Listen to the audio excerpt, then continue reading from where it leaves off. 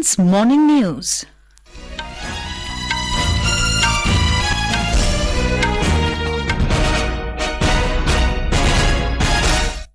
Good morning, I'm Sarabjit Kaur. The headlines. Prime Minister Narendra Modi to attend ASEAN-India Summit and East Asia Summit in Jakarta tomorrow. India extends support to Shanghai Cooperation Organisation member countries to enhance legal and judicial capabilities. Country's first solar city to be inaugurated in Sanchi of Madhya Pradesh today. In US Open tennis, Indo-Australian pair of Rohan Bopanna and Matthew Ebden enter men's doubles semifinals. And in Asia Cup cricket, first Super Fours encounter between Pakistan and Bangladesh at Lahore today. And now the news in detail. Prime Minister Narendra Modi will embark on a two-day visit to Indonesia from today to attend the 20th ASEAN-India Summit and 18th East Asia Summit. The two summits will be hosted in Jakarta by Indonesia, the current chair of ASEAN, tomorrow. Briefing media in New Delhi last evening, Secretary East in Ministry of External Affairs, Saurabh Kumar said the 20th ASEAN-India Summit is the first one after the elevation of India-ASEAN relationship to a comprehensive strategic partnership last year.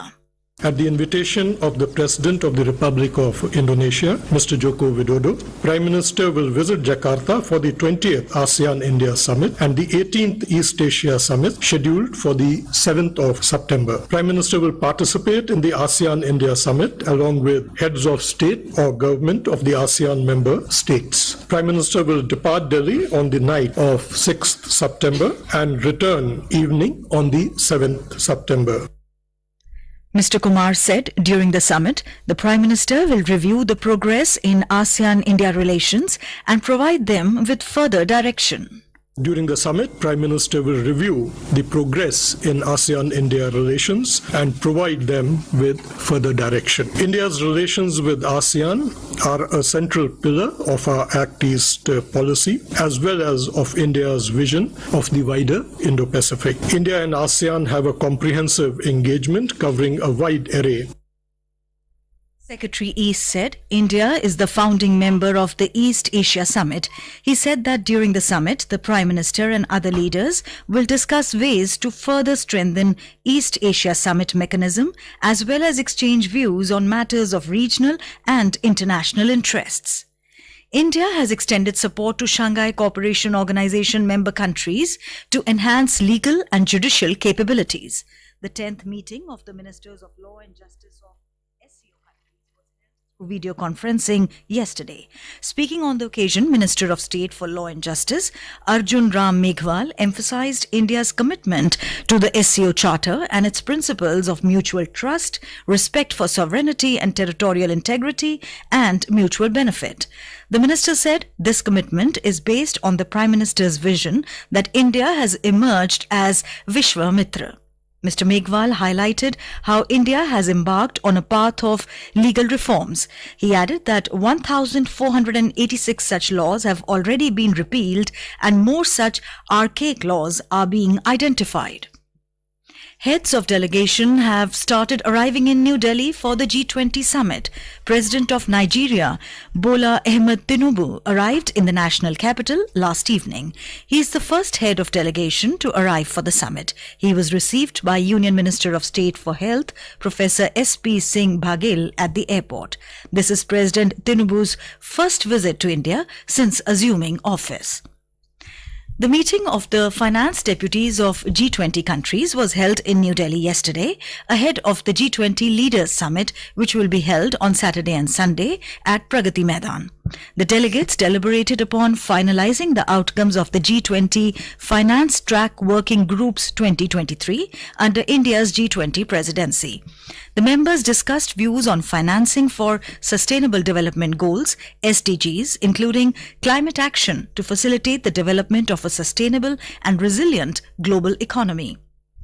Views were also exchanged on priorities for appropriate financial regulations and ensuring financial stability through a common approach. Finance deputies from member states, including the USA, Britain, UAE, Council of EU, and Spain, attended the meeting. Delhi government has issued gazette notification of the restrictions to be imposed during the G20 summit beginning 9th of this month in the national capital Delhi. The notification says that all types of goods vehicles, commercial vehicles, interstate buses and local city buses will not operate on Mathura Road beyond Ashram Chowk, Bhairo Road, Purana Kila Road and inside Pragati Maidan Tunnel from tonight till Sunday. The entire area of New Delhi district will be considered as Control Zone 1 from 5 am on 8 September to 10 September. More details from our correspondent. As per notification, goods vehicles carrying essential commodities such as milk, vegetables, fruits, medical supplies and others having valid no entry permissions will be allowed to enter Delhi. Bona fide residents, authorized vehicles and emergency vehicles including passengers travelling to airport, Old Delhi and New Delhi railway stations will be allowed to ply in New Delhi district. However, TSR and taxis will not be allowed to enter or ply in New Delhi district from 5 am on 9 September to 10 September. All types of commercial vehicles including buses that are already present in Delhi will be allowed to move on Ring Road and road network beyond Ring Road towards the borders of Delhi. With Rasidun Rehan, Anand Kumar, Akashvani News, Delhi. Special Commissioner of Police S.S. Yadav briefed the media yesterday about traffic restrictions. NDMC का जो क्षेत्र है, new Delhi police district जो है, उसको control zone बनाया गया है। कंट्रोल जोन का अर्थ है कि नई दिल्ली के अंदर एनडीएमसी एरिया के अंदर सिटी बस सर्विस नहीं चलेंगी, लेकिन एनडीएमसी का जो बाहर का एरिया है, रिंग रोड अगर हम कहें, वहां तक सिटी बस सर्विसेज चलेंगी। उसके साथ साथ मेट्रो सेवाएं पूरी दिल्ली में चलेंगी। तो कोई भी व्यक्ति अगर नई दिल्ली में आना चाहता है, दिल्ली के किसी जगह पर जाना चाहता है, वो मेट्रो सेवा का इस्तेमाल कर सकते हैं। जैसे ही आप नई दिल्ली से बाहर निकलते हैं तो आपको city bus service, TSR, taxis वगैरह सब मिलेंगे। This is Akashvani giving you the news. For quick news updates round the clock, follow us on our Twitter handle at AIR News Alerts. Welcome back. In the run-up to the G20 summit, a day-long conference on green hydrogen pilots in India was held in the national capital yesterday. The conference, hosted by NTPC Limited, showcased various green hydrogen pilots being implemented by both public and private sector companies in India.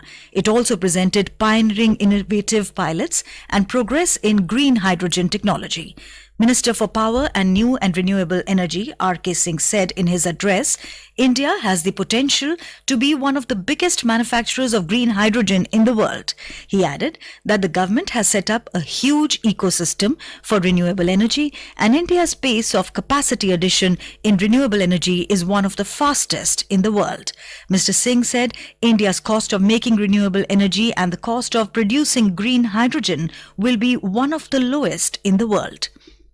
A crafts bazaar, exhibition cum sale, is being set up in Bharat Mandapam at Pragati Maidan on the sidelines of the G20 summit.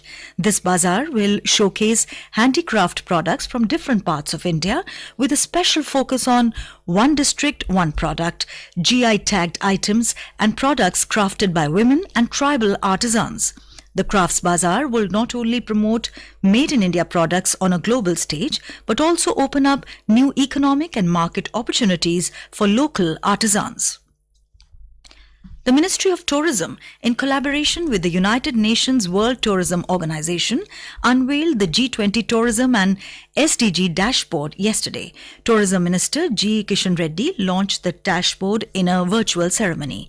Developed under the leadership of India's G20 presidency and with the expert knowledge partnership of UNWTO, the dashboard is a testament to India's commitment to sustainable tourism.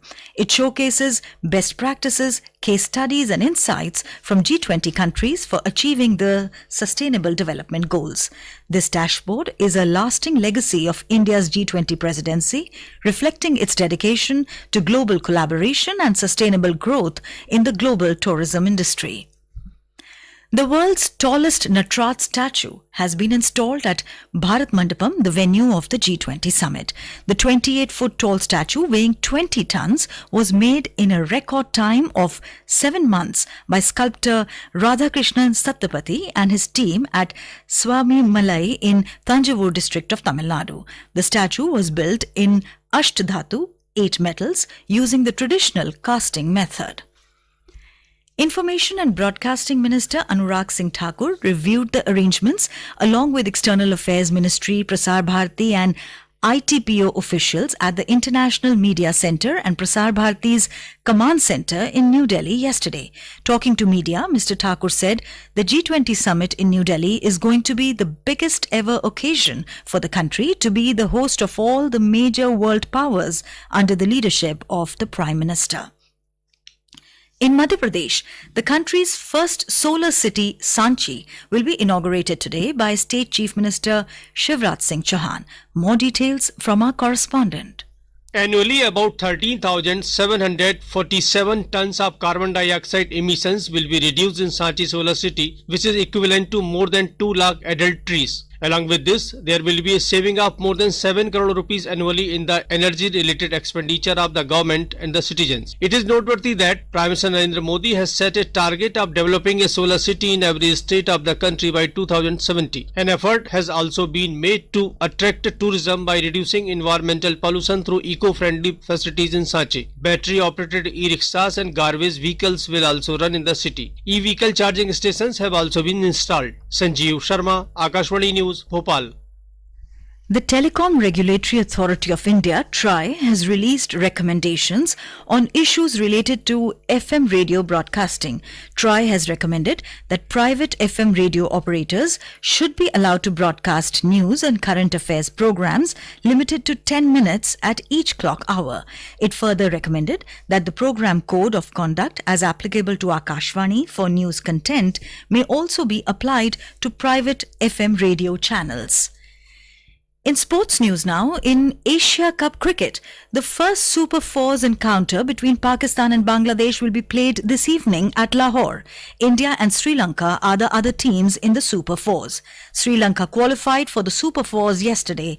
In a closely fought Group B match last night, Sri Lanka defeated Afghanistan by 2 runs.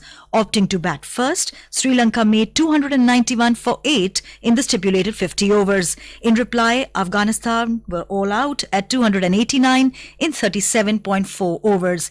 India will play its first Super 4 match against Pakistan this Sunday. In US Open tennis, India's Rohan Bopanna and his Australian partner Matthew Ebden have entered the men's doubles semi-final. The duo defeated American pair of Nathan Lamons and Jackson Withrow in the quarterfinal by 7-6, 6-1 in New York.